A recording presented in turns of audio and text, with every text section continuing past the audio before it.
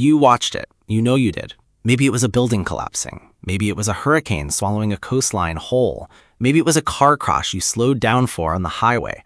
Not because you had to, but because something inside you needed to see it. And here's the part nobody admits out loud. It felt good. Not good like joy. Good like relief. Good like something ancient and nameless in you was finally, briefly satisfied. That feeling has a name, and once you understand what it really is, you will never look at yourself the same way again. In 1666, the Great Fire of London burned for 4 days. It destroyed over 13,000 homes. It left 100,000 people homeless in the middle of winter. And contemporary accounts from the time recorded something that historians still find deeply uncomfortable to discuss. The roads surrounding the fire were not empty. They were packed. Thousands of Londoners who had no homes near the flames, no family in danger, no reason to be there, stood and watched for hours. Some brought food, some brought chairs. Samuel Pepys, one of history's most famous diarists, described watching the fire with what he called an infinite fascination. He could not leave. He did not want to. Nobody did, and nobody could explain why. That was over 350 years ago, but pull out your phone right now and look at what is trending. Somewhere on that screen, right now, there is footage of something burning, something collapsing, something going catastrophically, irreversibly wrong, and it has millions of views. This is not a modern problem. This is not social media. This is not desensitization or moral decay. This is something so ancient, so wired into the architecture of what you are, that it predates civilization itself. And that is what makes it so deeply unsettling. Psychologists have a term for it, rubbernecking. The compulsive need to look at disaster, pain, destruction, even when every rational part of your mind is telling you to look away. But here is where it gets strange. Studies show that the brain's response to watching disaster is not primarily fear. It is not disgust. The dominant neurological response, documented across multiple studies, is arousal, the same category of neurological activation as excitement, as anticipation, as desire. Your brain, on some fundamental level, experiences watching disaster the way it experiences watching something it wants. But that wasn't the worst part. The worst part is what happens when the disaster stops, when the footage ends, when the fire goes out and the screen goes dark. Because researchers noticed something that nobody expected. Subjects reported not relief, but disappointment, a subtle, uncomfortable deflation, like something had been taken from them before it was finished. And when given the option to watch more, virtually all of them did, every single time. This is where everything changed in how scientists understood the human mind, because this is not about morbid curiosity. This is not about being broken or damaged or secretly violent. This is about something buried so deep in your evolutionary history that it makes your conscious values completely irrelevant. Your brain does not watch disasters because it is cruel. It watches them because for 200,000 years of human existence, watching disasters was how you survived. Think about what your ancestors actually lived through. Every single day was a landscape of potential catastrophe, predators, floods, fire, tribal conflict, famine. The humans who looked away, who turned their backs on danger, who refused to watch and learn and study what destruction actually looked like, those humans died. They were unprepared. They did not see it coming. The humans who could not look away, who were pulled toward danger, who stood at the edge of the fire and watched every detail until they understood it, those humans lived. They passed on their genes.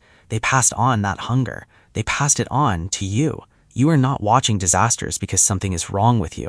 You are watching them because every ancestor you have ever had was someone who could not look away either. But this is the part almost nobody talks about, because survival instinct only explains half of it, and the other half is far more uncomfortable. Researchers studying disaster viewership noticed a pattern that had nothing to do with learning or preparation. When people watched disasters happening to strangers, people they had never met, in places they had never been, their self-reported well-being went up.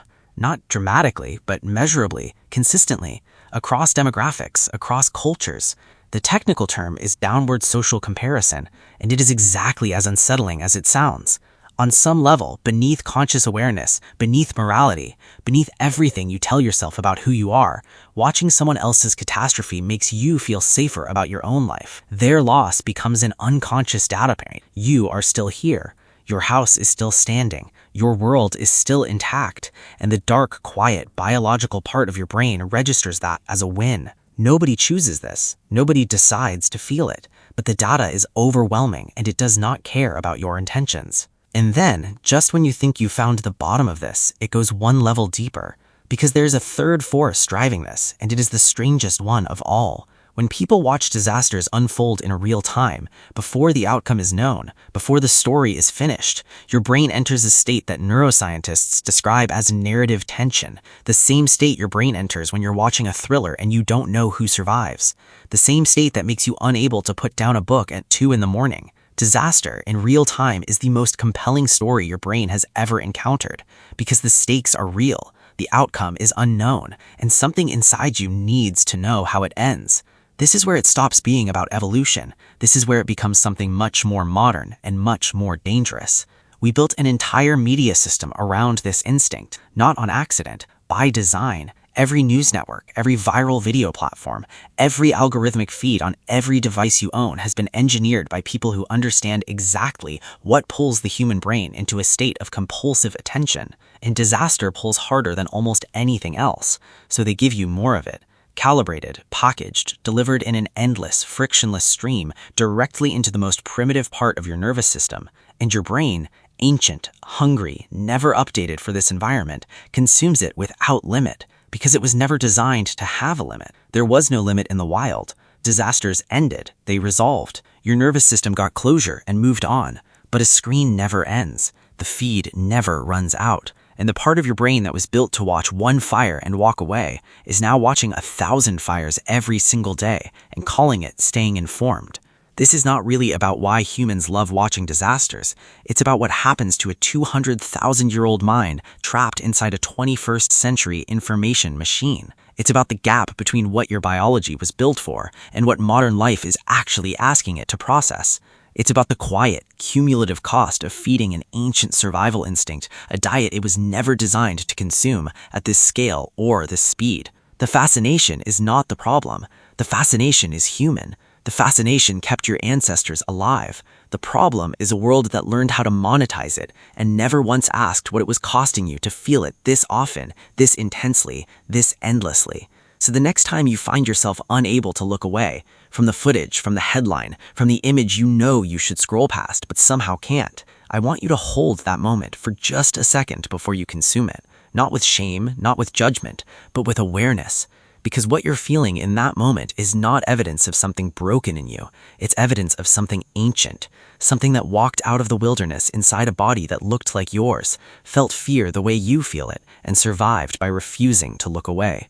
You inherited that refusal. You carry it with you everywhere. The question that nobody is asking, the question that might be the most important one of our time, is not why we can't stop watching. It's what we are becoming in a world that never ever lets the fire go out.